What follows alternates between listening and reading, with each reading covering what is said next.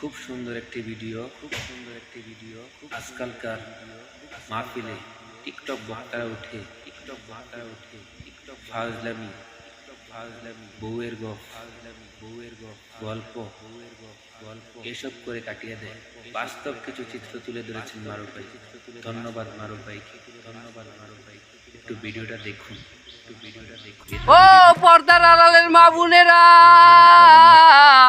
আপনাকে চিনে আমার জীবনে কত ঝড় বইয়া গেছে।